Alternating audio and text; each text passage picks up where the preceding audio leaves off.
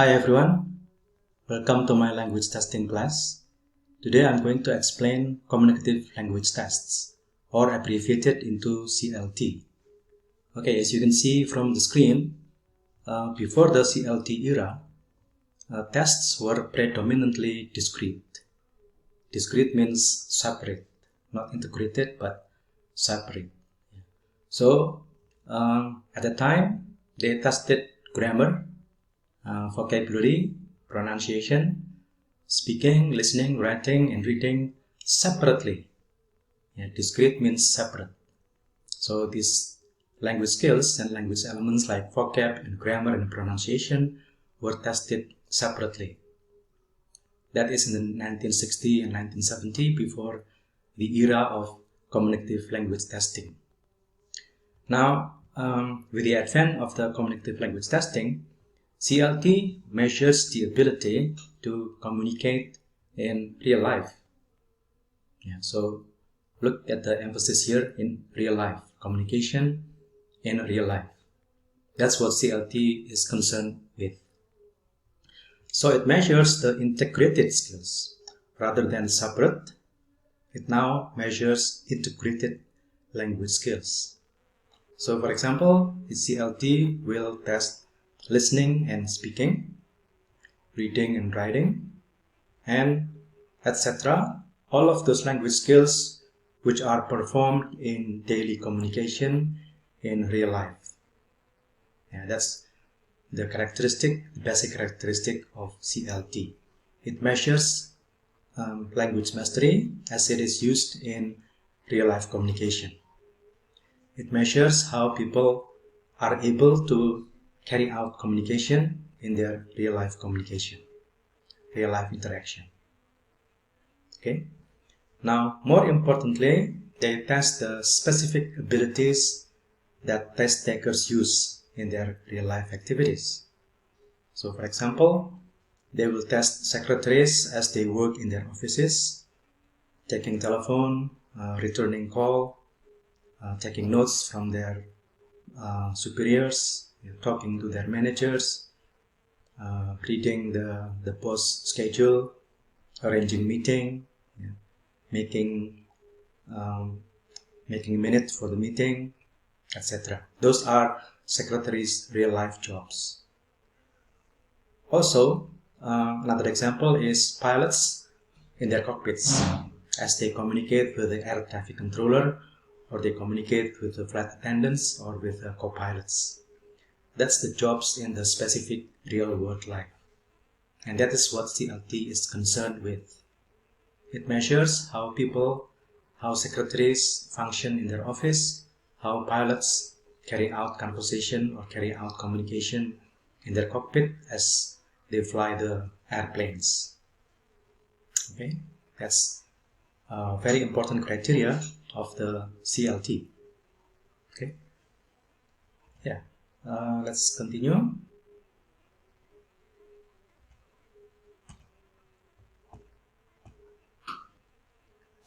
Now, communicative language test is aimed to measure how test takers use language in the real life situation, as I have just explained before. In testing the productive skills, productive skills is skills like speaking and writing. It emphasizes more on the appropriateness of the responses than on the accuracy of the responses. So, if you are taking a CLT, you will be scored on how appropriate your utterances are, how appropriate your writing is to the intended audience. So it's not only your grammatical mastery, but also your appropriateness in using language for a particular purpose, for a particular audience. That's another characteristic of CLT. In testing the receptive skills, it emphasizes on the understanding and correct actions or responses of the test takers. So it not only is concerned about whether the test takers can respond with correct answers, but whether they can also demonstrate proper behavior as a response. It's not only understanding the message, but also making a correct action, doing the correct response as a response to somebody speaking to them or somebody writing to them. Yeah, that's the characteristic of CLT. Okay. Communicative language test also tends to be context specific. See the word context here? It's very important. Context specific. So a test for secretaries is different from a test for a pilot, understandably, because secretaries have a different functions, have different works, do a different jobs from a pilot. Yeah. They do different jobs, they do different functions. And CLT should address this, and that's why it is context specific. So if you are making a CLT for a pilot, definitely or obviously that's going to be different from if you are making a test for secretaries or for technicians or for teachers. Yeah, so it is context specific. Yeah. CLT will never look the same. It really depends on the context. One CLT might be different from another CLT depending on the context that they are addressing, depending on the context that they are trying to measure. Okay? If you remember the criteria of a good language test, one of them is authentic, right? Now it comes relevant here. CLT should also be authentic. It means that the test should simulate as closely as possible the real life jobs, the real life functions of the test taker. If the test taker is a secretary, then the test must be able to put her in a situation which resembles her office, in a situation which demands the same things as her real life jobs would demand from her.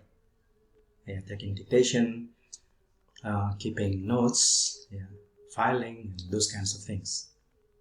Yeah, that's the authenticity of a language test, of a CLT, Communicative Language Test.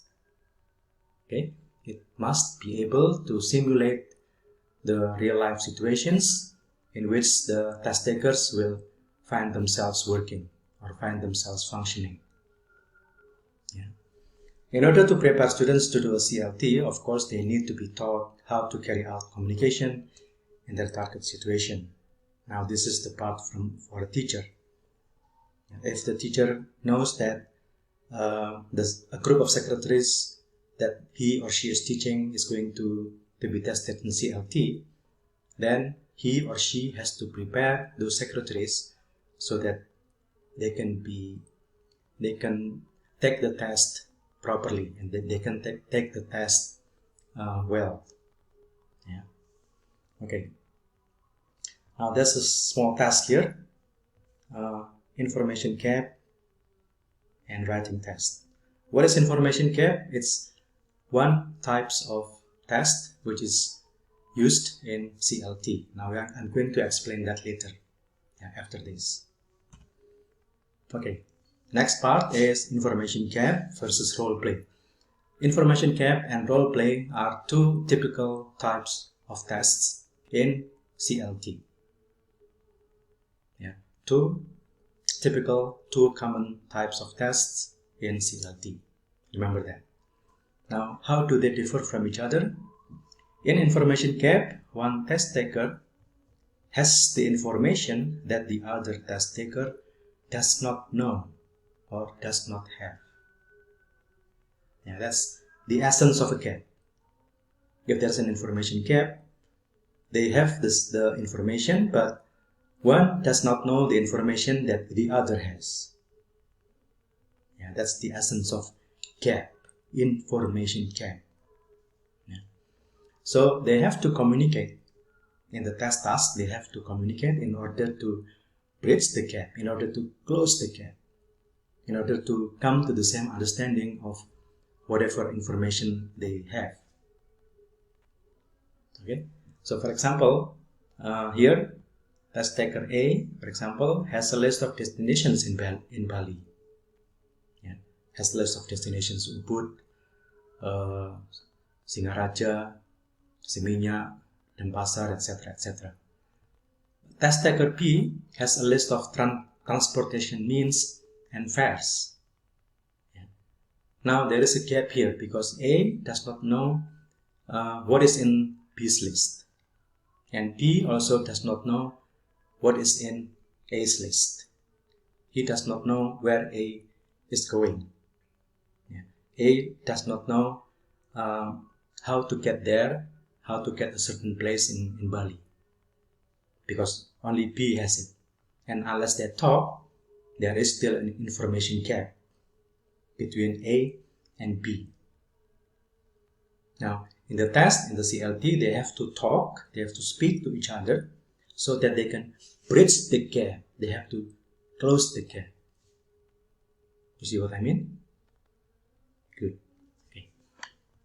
So, for example, A says, I have to go to Ubud and Seminyak. Do you know how to get there and how much does it cost? Now, A asks B like this. He has to go to Ubud and Seminyak. He has these two places in his list, but he asks B how to get there and how much it costs because he doesn't know. Now B looking at his table or her table, and he asks, "Where are you now?" "Oh, I'm at Gilimanuk. Just got off the ferry," and not knowing what to do. Yeah. Okay. So B says, "Okay, from there you can go by Grab car to Ubud, but it is a bit expensive." Yeah, B looks at his or her list and he provides this answer. "Oh, you can go to Ubud, yeah, by Grab car, but it is a bit expensive.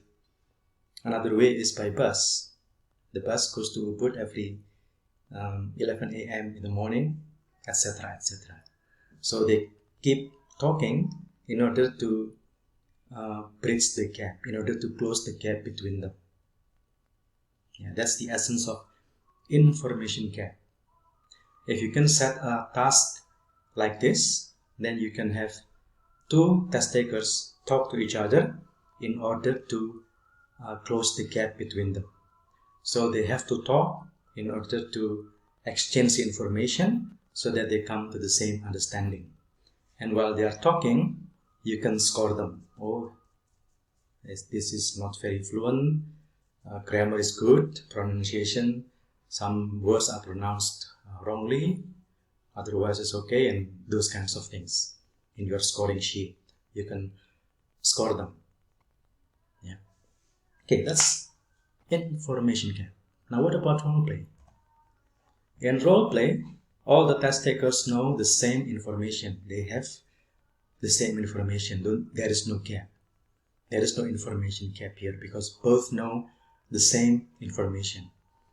But they have to play different roles in order to act out the role, in order to speak or to use the language so that they can perform their language mastery.